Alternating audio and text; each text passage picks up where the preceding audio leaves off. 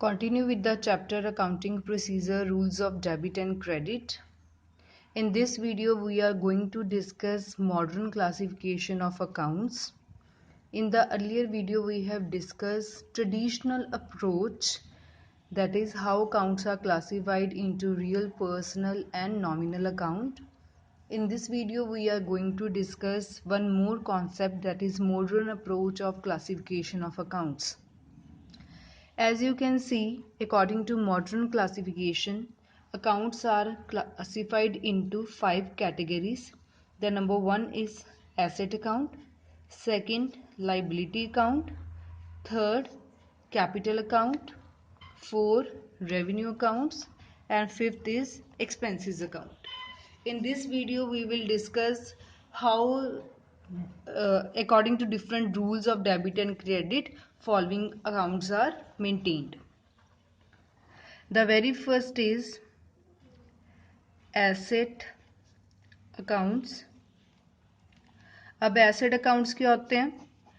Assets होते हैं company के economic resources.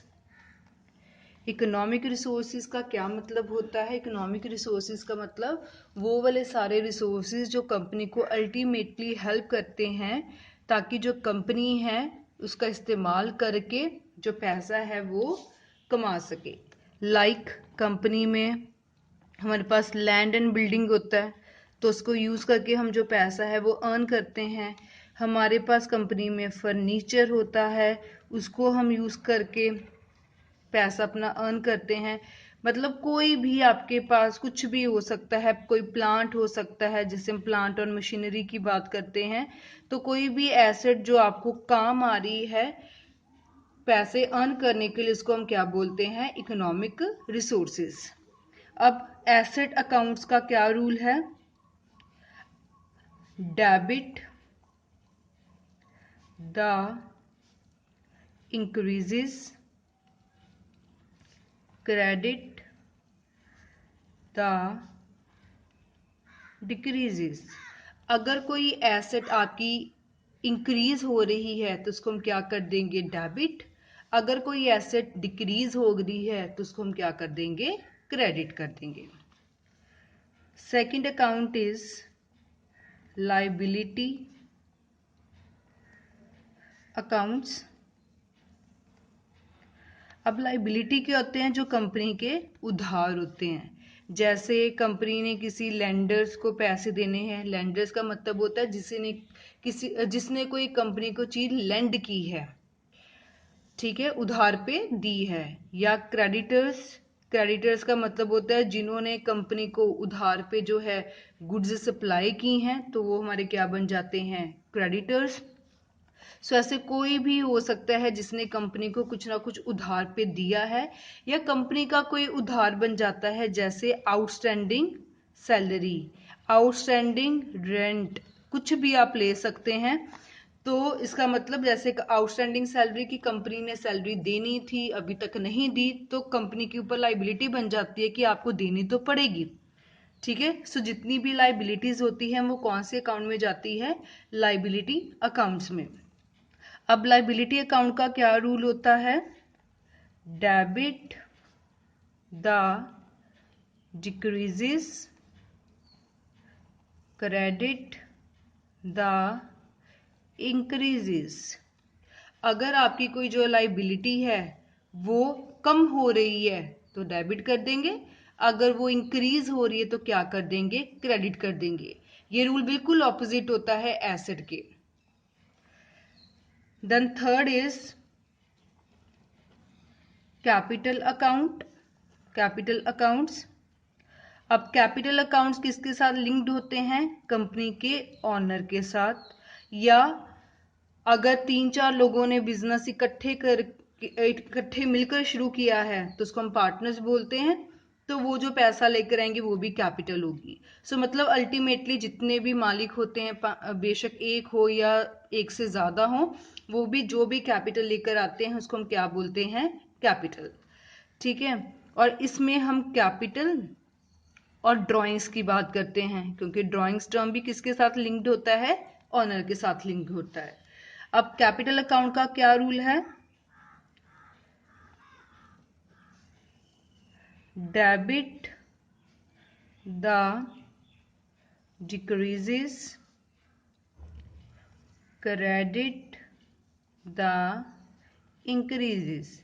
It is same like liability account, क्योंकि हम आगे पढ़ेंगे कि कैपिटल अकाउंट भी हमारी एक लाइबिलिटी ही होती है कुछ रूल्स के अकॉर्डिंगली, कि जो भी पैसा मालिक लेकर आता है उसको कभी ना कभी वो रिटर्न करना पड़ता है जब कंपनी बंद होती है। So for the time being आप इतना ही समझ लिए कि कैपिटल भी एक हमारी लाइबिलिटी को ही रिप्रेजेंट करता है, इसलिए लाइबिलिटी और कैपिटल का जो रूल है वो दोनों आपस में बिल्कुल सेम है, debit the decreases and credit the increases. Then fourth is revenue accounts. अब रेवेन्यू अकाउंट्स क्या होते हैं? These are the accounts of incomes and gains, जिसमें कंपनी कोई इनकम अर्न कर रही है और या कंपनी को कोई बहुत बड़ा गेन हो रहा है। फॉर एग्जाम्पल अगर हम इसकी बात करें, हमें रेंट रिसीव हुआ, रेंट मिल गया, रेंट रिसीव तो हमारी इनकम हो गई। हमें कमीशन मिल रहा है, मतलब पैसे का सोर्स है कि आपको जो इनकम है या किसी भी तरह से कोई ना कोई पैसा मिल रहा है, आपके कंपनी में पैसे का इनफ्लो हो रहा है, तो उसको क्या बोलते हैं हम? Revenue accounts. इसका रूल क्या होता है? Debit the decreases, credit the increases. जैसे अगर हम नॉमिनल अकाउंट की बात करें तो नॉमिनल अकाउंट में हमने क्या पढ़ा था? Debit all the expenses and losses, credit all the incomes and gains. जितनी भी आपकी इनकम्स और गेन्स हो रही हैं तो उसको आप क्या कर दो? क्रेडिट कर दो। तो सिमिलरली यहाँ भी बन गया कि अगर आपकी इनकम में, आपके रेवेन्यू में इंक्रीज आ रहा है, वो बढ़ रही हैं, तो उसको हम क्या कर देंगे? क्रेडिट। और अगर आपकी इनकम कम हो रही है तो उसको हम क्या कर देंगे? डेबिट कर देंगे। Then last is expenses account.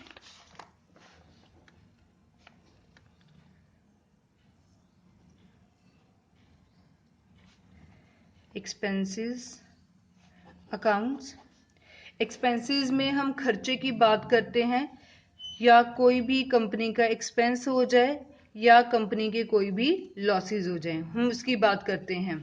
Like example अगर हम इसमें लें तो परचेजेस, जब हम गुड्स परचेज करते हैं या हम रॉ मटेरियल परचेज करके लाए, जब खरीद के लाए तब तो हमारा खर्चा हुआ ना, जब बेचेंगे तब हमारी इनकम होगी।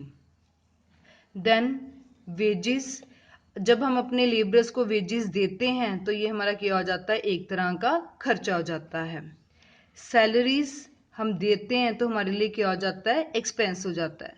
सो जितने भी खर्चे हैं वो सारे कौन से अकाउंट में जाएंगे? एक्सपेंसेस अकाउंट में। अब इसका क्या रूल होता है?